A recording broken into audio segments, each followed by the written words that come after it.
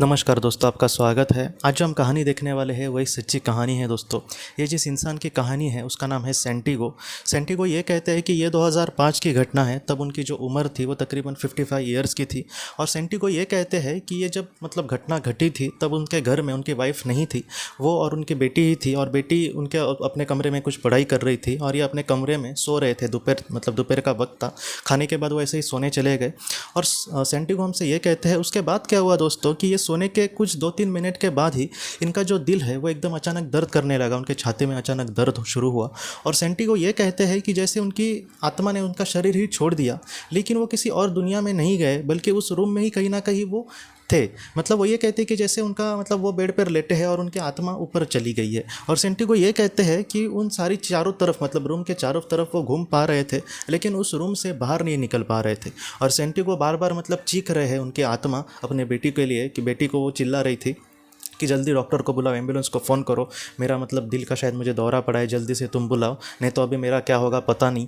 लेकिन सेंटिगो ये कहते हैं कि मेरी आवाज़ उन तक पहुंच नहीं रही थी। और उन्होंने बेड पर देखा तो उनका शरीर तो उस तरीके से पड़ा है, तो इनको कुछ समझ नहीं आ रहा था कि आखिर उनके साथ ये सारी चीज़ें क्या हो रही है।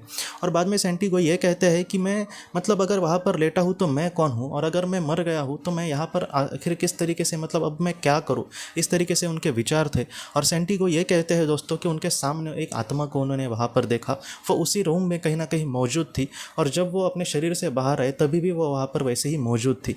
और सेंटिगो ये कहते हैं कि उस आत्मा के पास सारे मेरे सवालों के जवाब थे, लेकिन उस आत्मा के चेहरे पर जब इन्होंने देखा तब वो ये कहते हैं कि जैसे वो बहुत ही प्रभावशाली आत्मा थी। उसके चेहरे पर बहुत ही ज़्यादा प्रभाव था। सिर्फ प्रभाव नहीं था दोस्तों, बल्कि वो ज्ञान का कहीं ना कहीं महासागर थी।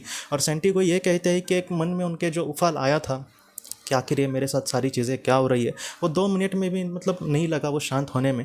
और सेंटिगो को कहीं ना कहीं उस आत्मा ने ये संदेश कहे कि तुम कुछ ही वक्त के लिए यहाँ पर ऐसे तुम्हारे साथ हो रहा है, लेकिन फिर से मैं तुम्हें अपने शरीर में लेकर जा रही हूँ। तुम ज़रा भी चिंता मत करना, और अपने जीवन से तुम्हें कभी भी घबराने की ज़रूरत नहीं है।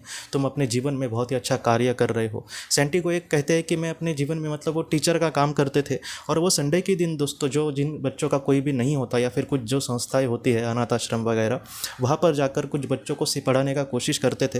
तो उनको ये पता चला कि कहीं ना कहीं ये जो कह रही है आत्मा, जो तुम बहुत ही अच्छे से काम कर रही हो, वो उस बात के लिए कह रही थी कि वो जैसे बच्चों के लिए कुछ करने की कोशिश करते थे। और सेंटिगो को भी बहुत खुशी हुई कि उनके किसी काम की वजह से उनको कहीं ना कहीं बड़ी आत्मा कहीं ना कहीं सराह कर रही है, उसको शाबाशी दे रही है। और उसके बाद सेंटिगो हमसे ये कहते हैं कि उस आत्मा ने उनको फिर से अपने शरीर पर भेज दिया। और 1-2 मिनट ऐसी पूरी बोलते वो कह रहे हैं कि पूरे तरीके से काला अंधेरा ही मेरे आंखों के सामने था। और बाद में जब उनको होश आया तब वो उसी रूम में थे। उनके छाती में अभी भी थोड़ा सा दर्द बाकी था। और उसके बाद उन्होंने अपने बेटी को बुलाया, तब वो तुरंत वहाँ से भाग के आ गई। और बाद में वो और अपनी बेटी अपने कार से वो डॉक्टर के पास चले गए। और डॉक्टर ने भी ट्रीटमेंट वगैरह किया, और डॉक्टर ने भी उनको वही कहा दोस्तों कि तुम्हें अटैक आया था, लेकिन उस अटैक से कहीं ना कहीं वो बच गए, और वो आज कहीं ना कहीं एक शांति भरी ज़िंदगी जी रहे हैं।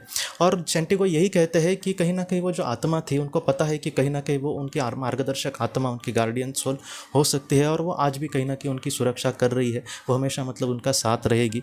और सेंटिगो यही कहते हैं कि हमारे जीवन में हम जो भी कार्य करते हैं वो कहीं ना कहीं हमें पृथ्वी पर उसके लिए कोई महत्व ना दे, लेकिन उस दुनिया में जो भी हम निस्वार्थ भावना से कार्य करते हैं उसको हमेशा आपको महत्व देना चाहिए। इसलिए सेंटिगो हम सबसे भी यही अनुमति निवेदन कर रहे हैं दोस्तों कि कहीं ना कहीं हम अपने जीवन में जो भी निस्वार्थ भरे काम करेंगे उसके लिए उस स्वर्ग में हमें ज़रूर सराहा जाएगा, और बड़ी आत्माएं उसको बहुत ही ज़्यादा महत्व देंगी दोस्तों।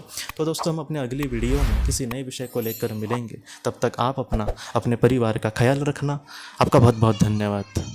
ज़िंदगी की रोशनी ये एक कंसल्टेंसी है जो ऐसे लोगों को मदद करने की कोशिश करती है जिन्होंने किसी अपने को खोया है, या फिर जो लोग अपने जीवन में बहुत ही ज़्यादा दुखी है। जो लोग इस संस्था के साथ जुड़ते हैं उन्हें पास्ट लाइफ रिग्रेशन की ऑडियोज़ भेजी जाएगी, जिससे घर बैठे वह पास्ट लाइफ रिग्रेशन का अभ्यास कर सकते हैं। और उन्हें 5 मेडिटेशन ध्यान की भी ऑडियोज़ भेजी जाएगी। और इसके साथ साथ उन्हें PDF किताबें भेजी जाएंगी जो हिंदी और अंग्रेज़ी में है, जो मोबाइल पर या फिर लैपटॉप पर आप उसे पढ़ सकते हैं।